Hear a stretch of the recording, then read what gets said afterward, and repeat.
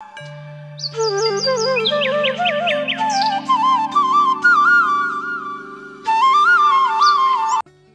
Everyone, good morning. সবাই কেমন আছো? আশা করি সবাই খুব ভালো আছো। শিউলি লাইফস্টাইল ব্লগে তোমাদের অনেক অনেক স্বাগত জানিয়ে নতুন আর একটা ভিডিও নিয়ে চলে এসেছি। আশা করি তোমাদের আজকের ভিডিওটা ভালো লাগবে। আর ভিডিওটা ভালো লাগলে অবশ্যই একটা লাইক কমেন্ট করে আমার সাথে থেকো। আর যারা নতুন বন্ধু আমার চ্যানেলটিকে সাবস্ক্রাইব করোনি, প্লিজ আমার চ্যানেলটিকে সাবস্ক্রাইব করে আমার পাশে থেকো। আর এখন সকাল বেজে গেছে ওই সকাল 7টা, আর এখন থেকে আমি ভিডিওটা শুরু করছি। সকালবেলা ঘুম থেকে উঠে গ্রিন টি দিয়ে একদম সকালটা শুরু করলাম। আর তার সঙ্গে করলাম, মেয়ে ঘুম থেকে উঠে গেছে, তো ওর বায়না হয়েছে আজকে ম্যাগি খাবো। তাই ম্যাগিটা দিই না, অনেক দিন পরে দিলাম। তো ওইদিকে ম্যাগিটা খাবে। আর সকালবেলা ঘুম থেকে উঠে আমার বাসি কাজ যত ছিল, ঘর ঝাড় দেওয়া, নিচে উপরের রুম সমস্ত কিছু আমার কমপ্লিট হয়ে গেছে। তারপরে আমি চলে আসলাম কিচেনে। তো এদিকে দেখো, মেয়ে ম্যাগি পেয়ে কতটা খুশি। ওর আবার এইসব একটু বেশি ভালোবাসে, কিন্তু আমিও দিতে চাই না, জানো তো, অনেক দিন পর দিলাম। তারপরে দেখো, এদিকে রাতে আমি ভেন্ডি আলু এগুলো কেটে ফ্রিজে রেখে দিয়েছিলাম, কারণ আমার তো সকালবেলা ঘুম থেকে উঠেই রান্নাঘরে চলে আসতে হয়। তোমরা তো আগের ভিডিওতেই দেখেছো, যেহেতু হাজব্যান্ড ডিউটিতে চলে যায়, যার জন্য সকালবেলা তাড়াহুড়োতে সবজি কাটতে তো দেরি হয়ে যাবে। যতক্ষণ সবজি কাটবো ততক্ষণ আমার টিফিনটা আমি গোছাতে থাকবো। এই জন্য রাতের বেলায় গুছিয়ে রেখে দিই। দিয়ে এদিকে ভেন্ডি আলু ভাজাটা প্রায় হয়েই এসছে, আর এদিকে আমি আটাটা মেখে রুটিটা করে নিচ্ছি। আর তোমরা আমাকে দেখতেই পাচ্ছ, আমার পেছনে পুরো পিঠটা পুরো ভিজে একদম স্নান হয়ে গেছি আমি। আর আমার একটু গরমটা বেশি লাগে। তারপরে এদিকে ভাবছি কখন তাড়াতাড়ি টিফিনটা রেডি করে আমি একটু ফ্রেশ হব বাথরুমে গিয়ে, প্রচণ্ড গরম লাগছে। তো আমি এদিকে তাড়াহুড়ো করে টিফিনটা করে নিচ্ছি। হাজব্যান্ড আবার ফ্রেশ হচ্ছে, ও ফ্রেশ হয়ে গেলে ওকে টিফিনটা তার মধ্যে রেডি করে দিতে হবে। আর সকালবেলাটা জানো তো, প্রচণ্ড ব্যস্ততার মধ্যে দিয়ে আমার দিনটা শুরু হয়। যেহেতু এখন সামার ভ্যাকেশন, মেয়ের স্কুলটা ছুটি, ওই জন্য আমার একদিকে চাপটা কমেছে, কিন্তু আর একদিকে চাপটা তো থাকবেই সব সময়।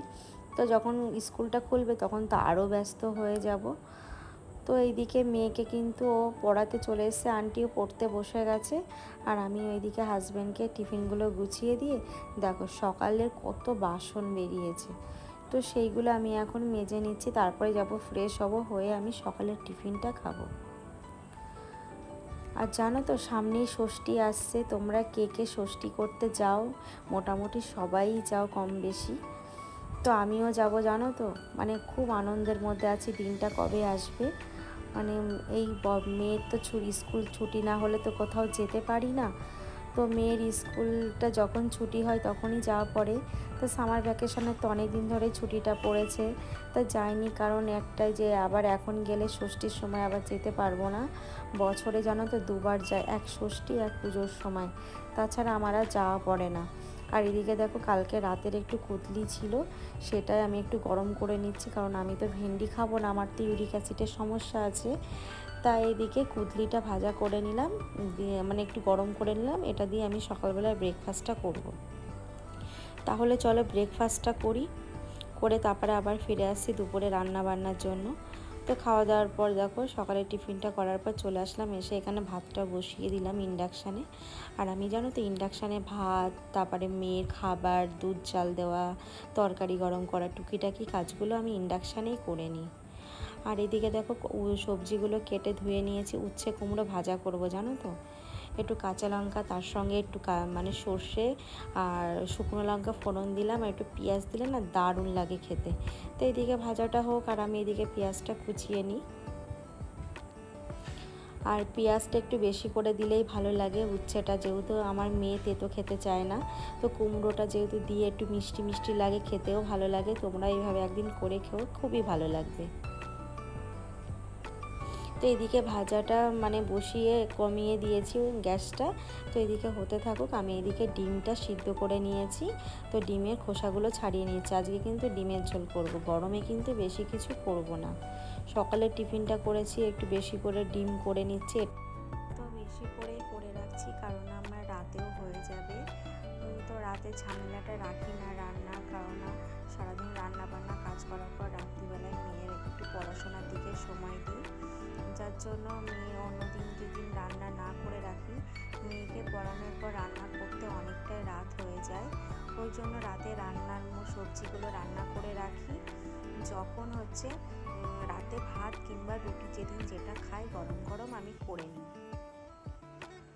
তো এদিকে দেখো গরমের মধ্যে পাতলা ঝোল কম মশলা দিয়ে ডিমের ঝোলটা করবো একদম, মানে এটা গরমের জন্য আমাদের মানে কদিন ধরে এইভাবেই গরম পড়ে যাওয়ার পর থেকে আমরা এইভাবেই খাচ্ছি, কম মশলা তেলেই রান্না করে খাচ্ছি। তো তোমাদের যেটা বলছিলাম, তো ষষ্ঠীতে দেখো আমার যেহেতু বছরে দুবার ছুটি পায়, মানে দুবারই বাপের বাড়িতে যায়, এক পুজো আর এক ষষ্ঠীতে, কারণ মেয়ের ছুটি হয় না স্কুলে। তো সামার ভ্যাকেশনে অনেক দিন ধরেই ছুটি, তো ভেবেছিলাম যাব, কিন্তু তারপরে ভাবলাম যে যাব, মেয়ের আবার স্কুল মানে পড়াগুলো নষ্ট হবে, দুদিন পরে আবার ষষ্ঠী, তখন আর যাওয়া হবে না, তাই ভাবলাম একবারেই যাব। তো আসলে পরে তারপরে আবার সামার ভ্যাকেশনে ছুটি মানে হয়ে গেলে আবার মেয়ে সেকেন্ড এক্সামে চালু হয়ে যাবে, তখন আর বেরানো হবে না। তো এই দেখো আমার এইদিকে ডিমের ঝোলটা প্রায় হয়ে গেছে, এবার আমি নামিয়ে নেব। আর তোমাদের সঙ্গে কথা বলতে বলতে আমার কিন্তু রান্নাটাও কমপ্লিট হয়ে গেল। তারপরে এদিকে দেখো ওভেনটাও আমি ক্লিন করে নিচ্ছি। সকালবেলা রুটি করেছি, তখনও পুরো আটার গুঁড়োতে ভর্তি হয়ে গেছিলো, তো এইভাবে ক্লিন করে নিলাম। আর এখন সম্পূর্ণ ভালোভাবেই আমি ক্লিন করছি, কারণ রোজেরটা রোজ না আমি মানে সামনে পুরো টাইলসগুলো আমি এইভাবে ক্লিন করে নিই রান্নার পরে, তাহলে তেল চিটেগুলো রোজেরটা রোজ আর থাকে না। তো তারপরে দেখো এদিকে চলে আসলাম শশা কাটতে, মেয়ের এদিকে পড়ানো হয়ে গেছে, আন্টি চলে গেছে, আর মেয়ের বায়না হয়েছে ওকে এরকম শশা চিল করে কেটে রায়তার মতো করে দিতে টক দইয়ের সঙ্গে। তো আমার মেয়ে এইটা খুব ভালো পছন্দ করে, তো আমি বললাম টমেটো শশা, মানে শশার সঙ্গে টমেটো পেঁয়াজ দিই। মেয়ে বললো, মেয়ে আবার ওটা পছন্দ করে না, ও এইভাবে শুধু শশা দিয়েই পছন্দ করে। তাই মেয়ের আর আমার জন্য দুজনের জন্য নিয়ে নিচ্ছে, একটু গরমে খেয়ে নেব। তারপরে দেখো খাওয়ার পরে স্নান টান করে ফ্রেশ হয়ে চলে আসলাম পুরো ঠাকুর ঘরে। ঠাকুরের বাসনগুলো মাজা হয়ে গেছে, আর বড় মশাই সকালবেলা আমাকে এগুলো ফুল মালাগুলো এনে দিয়ে গেছে, যেহেতু ছিল না ঘরে, আর গরমে জানো তো বেশি ফুলও পাওয়া যাচ্ছে না, আর রোজেরটা রোজ নষ্ট হয়ে যাচ্ছে।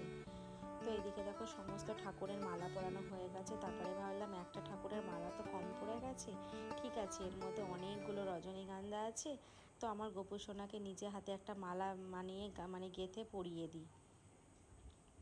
তো এদিকে দেখো কি কিউট একটা সুন্দর মালা গেঁথে ফেলেছি, তো এটাই আমার গোপু সোনাকে পরিয়ে দিলাম। আর আমার গোপু সোনাকে পরে কেমন লাগছে তোমরা জানিও কিন্তু অবশ্যই। তারপরে এই ফল নিয়ে এসে ফল, তারপরে মিষ্টি, এটা দিয়ে দুপুরের ভোগ দেব। আর আমার গোপু সোনার কিন্তু স্নান হয়ে গেছে জানো তো, ও তো রোজ স্নান করিয়ে দিই, তাড়াতাড়ি করে দেওয়ার চেষ্টা করি, কারণ গরম পড়ে গেছে, ওরও তো কষ্ট হয়। তো এদিকে দেখো আমার গোপু সোনার সেবাতে আজকে মিষ্টি আর পেয়ারাই দিলাম দুপুরবেলা, আর সকালবেলাটা মেয়ে সেবা দিয়ে দিয়েছে। তারপরে দেখো পুজো দেওয়ার পর খাওয়া দাওয়া হয়ে গেছে আমাদের, তারপর দুপুরে একটু আম কেটে নিলাম, আমটা খাবো। তো বন্ধুরা ভিডিওটা এখানেই শেষ করছি, তোমাদের কেমন লাগলো অবশ্যই জানিও, ভালো লাগলে অবশ্যই সাপোর্ট করো। টাটা বাই, সবাই খুবই ভালো থাকবে।